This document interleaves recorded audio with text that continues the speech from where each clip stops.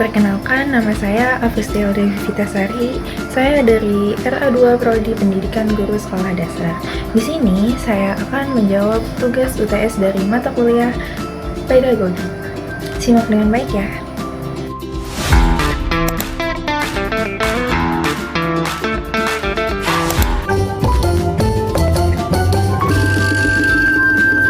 Untuk soal yang pertama, yaitu pada sekitar awal tahun 2021, terdapat berita mengenai seorang siswa SD ditemukan tewas tersangkut di sebuah jendela kelas sekolahnya.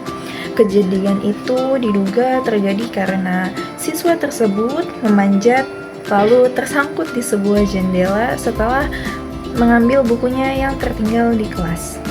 Hal semacam ini tentu saja membuat kaget dan menjadi teguran keras bagi para warga sekolah. Menurut pandangan Anda, hal apa saja yang perlu dilakukan serta ditanamkan guru kepada para siswa agar kasus seperti itu tidak terulang kembali? Kalau dari sudut pandang saya, kejadian tersebut itu menunjukkan bahwa sekolah belum sepenuhnya aman untuk anak-anak. Jadi, ada beberapa hal yang perlu dilakukan guru dan sekolah agar hal seperti tadi itu tidak terulang kembali. Yang pertama yaitu guru perlu membiasakan siswa untuk tertib dan tidak kembali ke kelas tanpa pendampingan, terutama jika jam pulang itu sudah selesai, sudah waktunya pulang. Yang kedua, guru harus menanamkan kebiasaan mengecek barang sebelum pulang sekolah.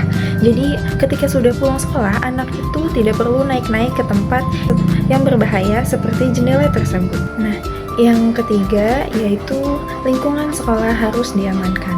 Misalnya, jendela diberikan sebuah pengaman, pintu dikunci setelah jam pelajaran selesai, dan area yang beresiko diberikan sebuah peringatan. Yang terakhir yaitu guru perlu memberikan edukasi tentang keselamatan seperti larangan memanjat, berlari di koridor, atau membuka jendela secara tidak benar yang bisa membahayakan siswa tersebut. Menurut saya, hal-hal sederhana seperti itu bisa mengurangi resiko.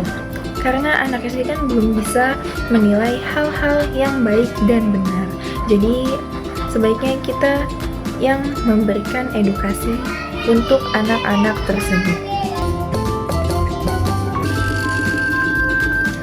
Soal yang kedua yaitu dalam proses pembelajaran, guru memiliki banyak peran penting. Apa saja peran tersebut? Dan jelaskan. Menurut pemahaman saya, guru itu punya banyak peran. Misalnya, sebagai pendidik yang membentuk karakteristik siswa dan sebagai pengajar yang menyampaikan materi dengan cara yang mudah untuk dipahami oleh siswa-siswa. Lalu sebagai pembimbing, kita membantu siswa saat mengalami kesulitan. Bisa juga sebagai motivator yang memberikan sebuah dorongan supaya siswa semangat untuk belajar.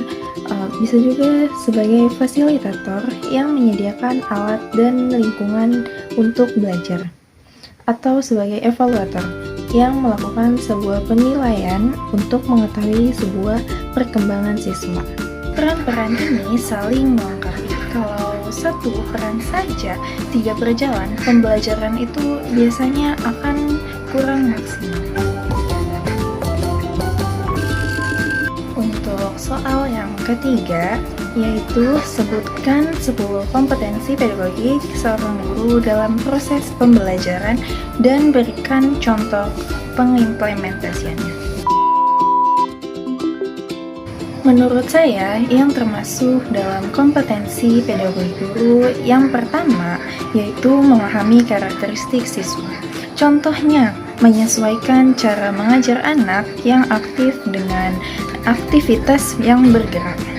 Yang kedua yaitu menguasai teori pembelajaran dan prinsip pembelajaran.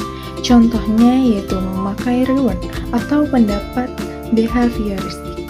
Yang ketiga yaitu mengembangkan materi pembelajaran, contohnya yaitu membuat LKS yang sesuai dengan kemampuan kelas. Yang keempat yaitu menyusun perencanaan pembelajaran. Contohnya yaitu membuat RPP sederhana sebelum mengajar. Yang kelima yaitu melaksanakan pembelajaran yang mendidik. Contohnya mengajar dengan bahasa yang mudah dipahami dan tidak menggurui. Yang keenam yaitu memanfaatkan media pembelajaran. Contohnya memakai gambar atau video saat menjelaskan materi yang sulit untuk dipahami. Ketujuh yaitu mengembangkan potensi siswa. Contohnya memberi kesempatan anak yang suka menggambar untuk membuat poster pembelajaran. Yang kedelapan yaitu melakukan evaluasi proses dan hasil belajar. Contohnya yaitu memberikan kuis kecil di akhir pembelajaran. Yang kesembilan yaitu meningkatkan kualitas pembelajaran secara berkelanjutan. Contohnya yaitu memperbaiki metode pembelajaran setelah menerima masukan. Yang ke-10 yaitu berkomunikasi secara efektif dengan siswa. Contohnya menggunakan bahasa yang ramah agar siswa tersebut nyaman untuk bertanya.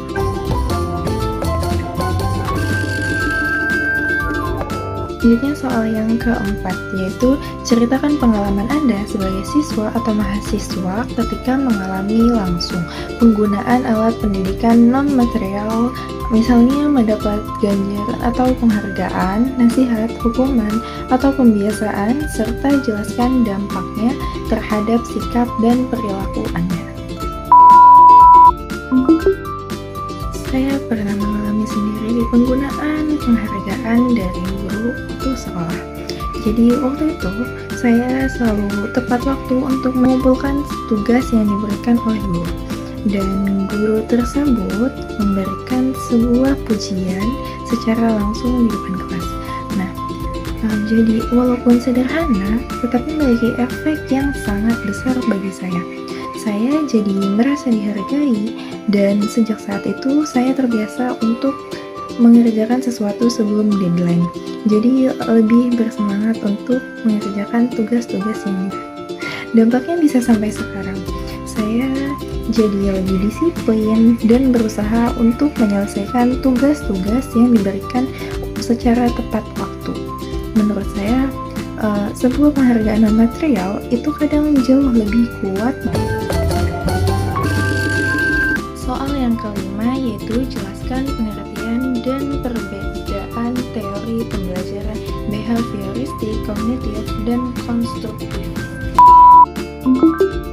Yang pertama yaitu ada teori pembelajaran behavioristik. Jadi tokohnya ada Pavlov dan Skinner. Dan dasarnya yaitu perilaku terbentuk dari stimulus dan respon.